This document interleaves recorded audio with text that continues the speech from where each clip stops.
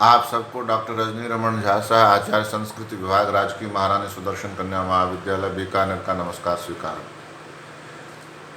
आज हम एक नई पुस्तक ईशोपनिषद का पारायण प्रारंभ करेंगे। ईशोपनिषद जैसा कि हम जानते हैं कि वेदों को 4 भाग में बांटा गया है, संहिता, ब्राह्मण, आरण्यक और उपनिषद। तो हर ऋग संहिता, यजुर संहिता, साम संहिता और अथर्व संहिता है, और उसको अब वेद ही कह देते हैं, ऋग्वेद, यजुर्वेद, सामवेद, अथर्ववेद।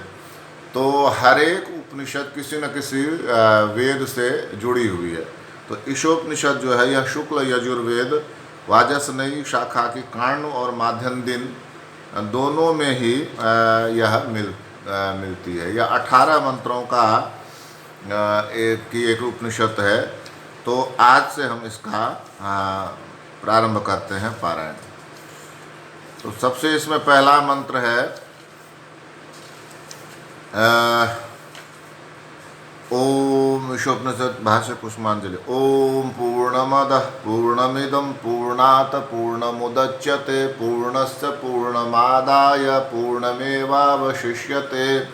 क्या कहा कि परमेश्वर वह पूर्ण है, यह पूर्ण है, पूर्ण से पूर्ण निकलता है, और पूर्ण के पूर्ण को लेकर पूर्ण ही बचता है। जो ये परमेश्वर है उसको संबोधित करके कहते हैं परमेश्वर वह पूर्ण है, यह पूर्ण है, सब पूर्ण है, पूर्ण से पूर्ण निकलता है, पूर्ण से पूर्ण को लेकर पूर्ण ही बचता है। बहुत ही विचित्र बात है। तो इसमें कहा कि ब्रह्म पूर्ण है, जीव पूर्ण है। ब्रह्म से जीव निकलता है तो भी ब्रह्म पूर्ण बचता है, और यह जीव भी पूर्ण है, इसलिए सभी पूर्ण है, ऐसा कहा। ओम शांति शांति शांति, ओम शांति शांति शांति, शांति हो शांति हो शांति हो। इसके बाद आगे चलते हैं। यहाँ से शंकर भाष्य भी है इस पर, यानी आदि शंकराचार्य ने इसका भाष्य लिखा है। तो अब यहाँ से प्रारंभ करते हैं। ओम ईशावास्यमिदं सर्वं यत्किंचित् जगत्यां जगत् तेन त्यक्तेन भुञ्जीथा मागृधः कस्य स्विद्धनम्। कहते हैं कि यह सब गतिशील संसार में, जगत्याम जगत, इस गतिशील संसार में जो कुछ भी गतिशील है वह सब क्या है? ईशावास्यम इदम सर्वम, वह उस ईश के द्वारा, ईश्वर के द्वारा व्याप्त है। यह जो सारा कुछ संसार में जगत किसको कहते हैं? जो गतिशील है। जगत बढ़ता रहा है ना, बढ़ता रहता है, लोग आते हैं चले जाते हैं, फिर नए आ जाते हैं। तो जगत में जो भी है वह क्या है? गतिशील जो है ईश्वर से व्याप्त है। फिर क्या कहते हैं? इसलिए त्याग करते हुए भोग करो, मत चाह धन, धन को मत चाहो, और यानी धन का लोभ मत करो। कस्य स्विद्ध धनम, धन किसका हुआ है? यह इस संसार में जो कुछ भी है वह सब उस ईश्वर से व्याप्त है। इसलिए तेन त्यक्तेन भुंजीथा, इसलिए त्याग करते हुए उपभोग करो, लोभ मत करो। धन किसका हुआ है? धन किसी का नहीं हुआ है, ऐसा। तो ये अगर सोचता है कोई मैं धनवान हूँ इसलिए मैंने सबको जीत लिया, तो यह उसका भ्रम है। सब कुछ ईश्वर के द्वारा व्याप्त है। इसलिए ज़्यादा धन की लालच नहीं करें, लोभ नहीं करें, ये अर्थ है इसका। और त्याग करते हुए भोग करें, त्याग करें। भोग, मान लीजिए यदि मेरे पास बहुत संपत्ति आ गई तो खाली उसका भोग नहीं करें, उसका त्याग भी करें। कुर्वन्नेवेह कर्माणि यजि विषय क्षतम समाह एवं त्वयि नान्यथेतोस्ति न कर्म लिप्यते नरे। इह कर्माणि कुर्वन् एव शतम समाह जिजीविषेत्। इस संसार में अपने सभी कर्म को करते हुए 100 बरस जीने की इच्छा रखे। इस प्रकार तेरे सम्मुख इससे अन्य कोई राह नहीं है। कुर्वन्नेवेह कर्माणि, सभी कर्म को करते हुए 100 बरस जीने की इच्छा रखे। एवं त्वयि नान्यथे तोस्ति, इसके अलावा तुम्हारे लिए कोई उपाय नहीं है, कोई राह नहीं है, कोई मार्ग नहीं है। इससे क्या होता है, न कर्म लिप्यते नरे, और कर्म में लिप्त न हो मनुष्य। मनुष्य कर्म तो करे, कर्म में लिप्त न हो। यही आगे चलकर गीता में जो कहा कि कर्म ही तुम्हारा अधिकार है, फल तुम्हारा अधिकार नहीं है, तो यही यहाँ कह रहे हैं कि कर्म में लिप्त न हो व्यक्ति। इसके बाद आगे कहते हैं कि असूर्या नाम ते लोका अंधेन तमसावृता तांस्ते प्रत्याभिगच्छन्ति ये के च आत्मनो जनाः।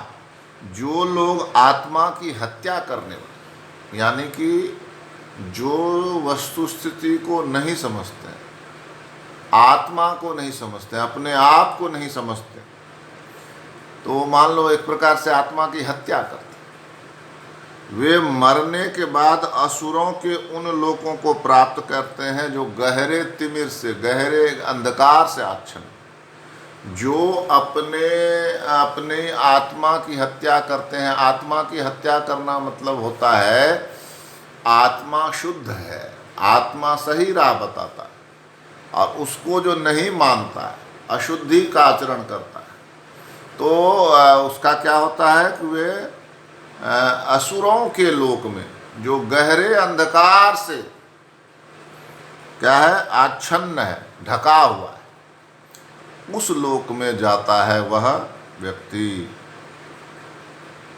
मरने के बाद।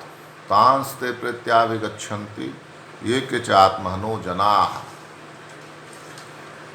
फिर क्या कहा, आत्मा की बात आ गई ना, आत्मा की हत्या करता है, तो फिर पूछा आत्मा क्या है, तो कहते हैं अनेजदेकम मनसो जवीयो नयन देवा आप्नुवन पूर्वमर्षत तद धावतो अन्यान्नत्येत तिष्ठत तस्मिन् नपो मातरिश्वा दधाति। वह क्या है कि कंपन रहित, वह आत्मा कंपन रहित है, कंपन नहीं है उसमें। फिर एक है वह आत्मा, फिर मन से भी ज़्यादा वेगवान, मन से भी ज़्यादा वेगवान, और देव इसे नहीं पाते। देव कौन, इंद्रियां, देव का इंद्रियों को विद्रोह कर देव कहते, तो देव इसको, इंद्रियां इसको नहीं पाती। यह पहले से ही विद्यमान है, पूर्वमर्षत, वो पहले से ही विद्यमान है। फिर तद धावतो अन्यान्नत्येत तिष्ठत, वह खड़ा है लेकिन दौड़ते हुए को भी पीछे छोड़ देता है। जो बहुत तेज दौड़ रहा है उसको भी वह खड़ा हुआ ही पीछे छोड़ देता है। और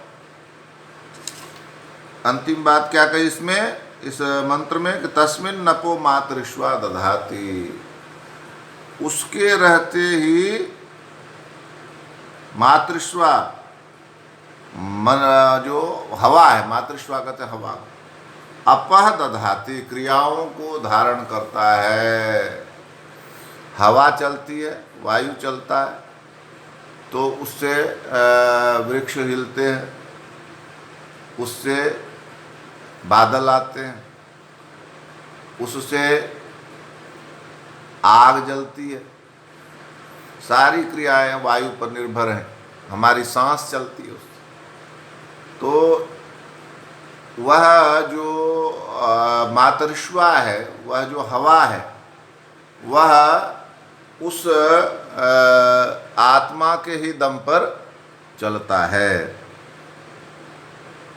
वह सारी क्रियाएं आत्मा के दम पर ही करता है। कौन, मातरिश्वा। आप कह सकते हैं कि कैसे, तो आत्मा से आप यह मत सोचिए कि केवल आपका ही जो आत्मा है, आत्मा विस्तृत है, सबसे बड़ा है। एक आत्मा सब में है, उसी में वह एक जो एक यूनिटरी, एक फॉर्म, एक ही रूप है उसका। लेकिन वो आप में जाकर आप हो जाता है, मुझ में आकर मेरे जैसा हो।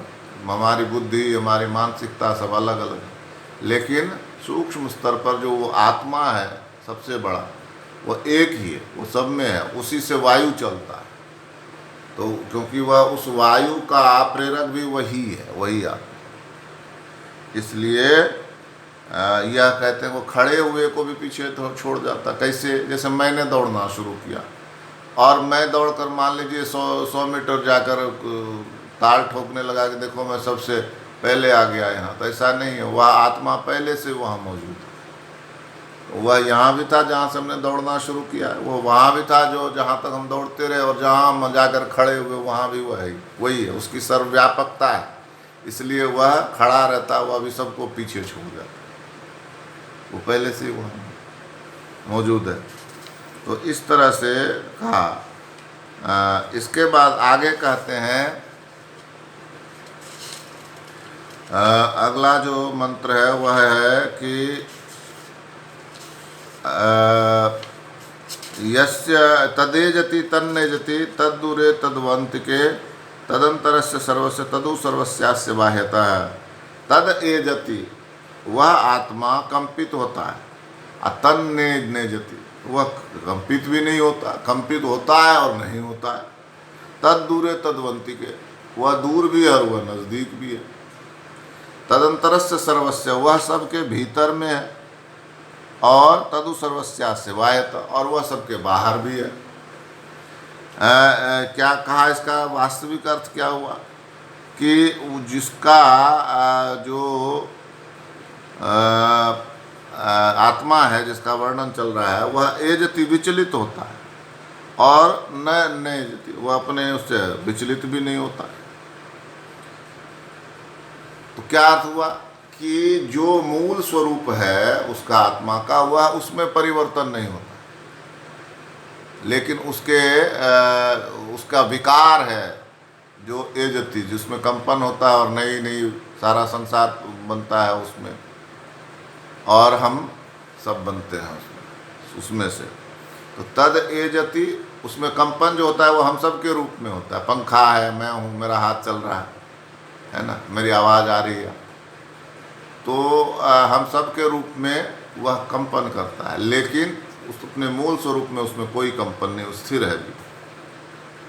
और वह दूर भी है और नज़दीक भी है। दूर किस लिए है? तो दूर तो जब तक हम उसको नहीं समझ पाते हैं तब तो वो दूर ही है, हम उसको ढूंढते रहते हैं जहाँ तक। और तदवंतिक, और वो हमारे पास ही है।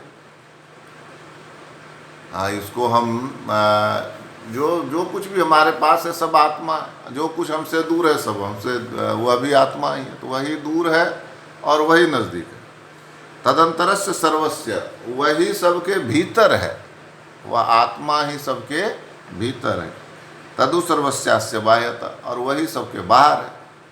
सबके भीतर भी वही आत्मा है और बाहर भी वही आत्मा है। तो इस तरह से आज हमने क्या किया, उसका 5 मंत्रों का पारायण किया। कौन से? ईशोपनिषद के। पहले क्या हुआ? पहले हमने देखा कि पहले परमेश्वर की आराधना की गई, सभी पूर्ण है। फिर क्या कहा?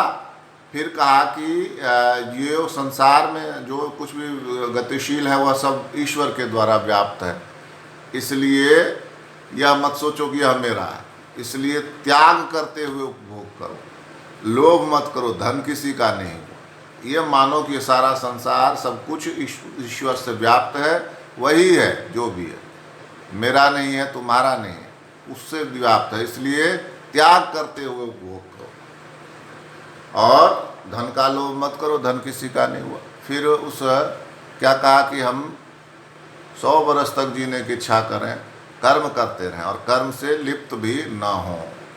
फिर आ गई बात किसकी? आत्मा की। तो कहा कि वह खड़ा रहता हुआ भी सबसे दूर चला जाता है, वह कांपता नहीं है, वह कांपता भी है, वह दूर है और वह पास भी है, सब कुछ वही है। वह सबके भीतर भी और सबके बाहर भी। इस तरह से इस आत्मा की बात आगे बढ़ी। शेष हम कल देखेंगे। धन्यवाद।